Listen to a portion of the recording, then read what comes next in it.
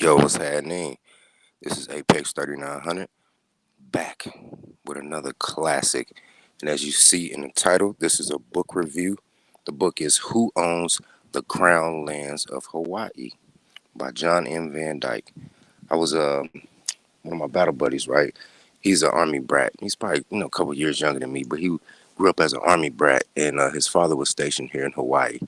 So when the opportunity presented itself for him to be stationed here, he came back here, and him and I, we were driving. I was riding with him one day, and I said something about Kamehameha Highway, and I was like, it kind of tripped me out the first time I seen Kamehameha Highway, because me being a Dragon Ball Z fan, I seen it, and I started sounding it out. I was like, Kamehameha. So apparently, he was telling me when he went to school out here, I believe it was either high school or, middle school or whatever the case was, they told him about King Kamehameha. You know what I'm saying? So I was at the library today doing doing army shit, right? And I looked at the bookshelf and I seen, Hawaii history and shit. So I said, let me go over here.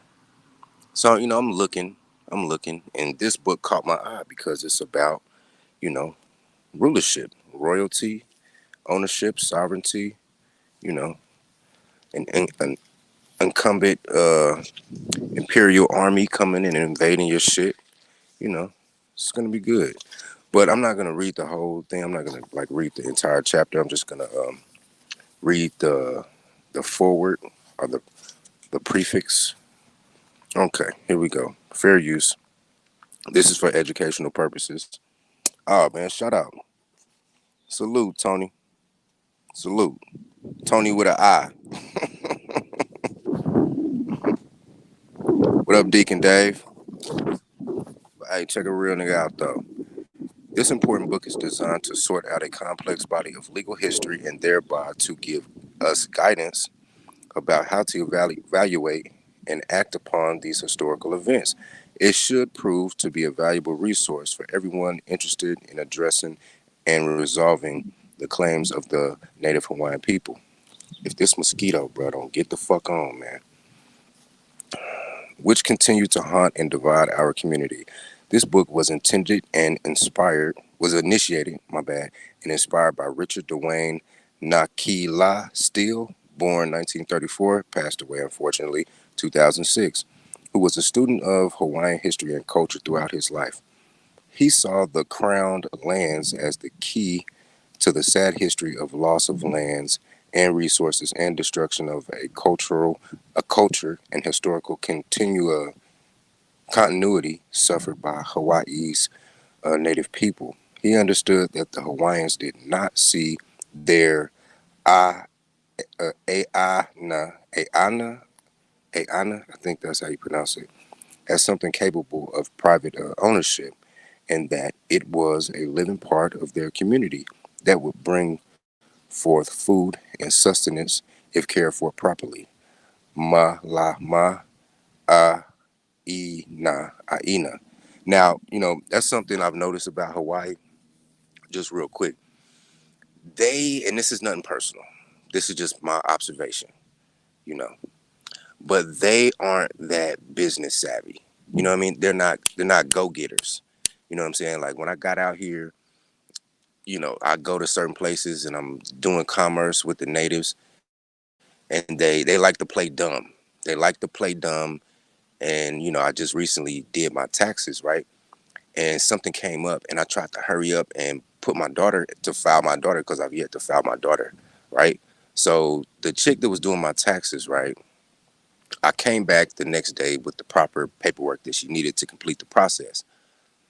But she never got back with me for like a week. And I'm blowing her phone up every day. I'm calling her. Is she there? Is she there? No, she's not. She'll be here tomorrow. Calling next day. Is she there? Is she there? No, she'll be here tomorrow.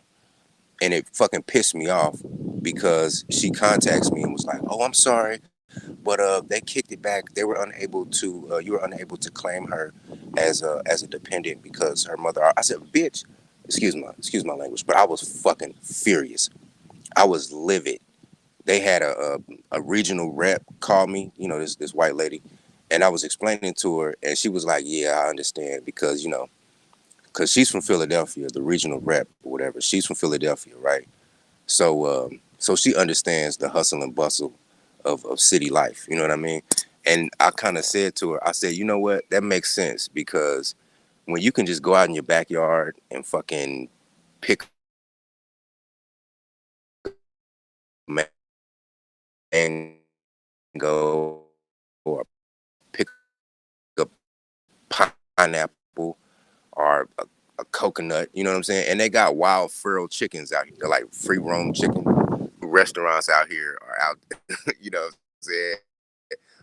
Are killing these chickens, right? You know what I mean? So it's a hold on real quick. Let me get this.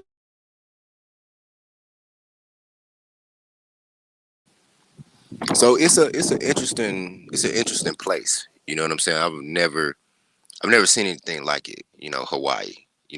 Where you can literally go outside and everything is provided for you right there. And they got wild hogs too, like wild feral hogs and shit. You gotta be careful because them fucking hogs will run down on you for real. They'll run up on you for real. But yeah, so that's a I've that observation I just read in the book. It's very interesting, very interesting. But continuing, but as Kamehameha the Third, Ka I Kia Oia lead problems are death and numbers of Hawaiians as he considered the pressures on isolated islands, imperialistic power in the Pacific their own, and as tactics who come to economic advantage. He decided necessary to an a mahi division of the land. His goal in this to protect the land from being transferred hands, and he believed that if were in private hands, there would be protected even if a foreign power engaged in a regime change and claimed silence. He distributed the lands to the Ali'i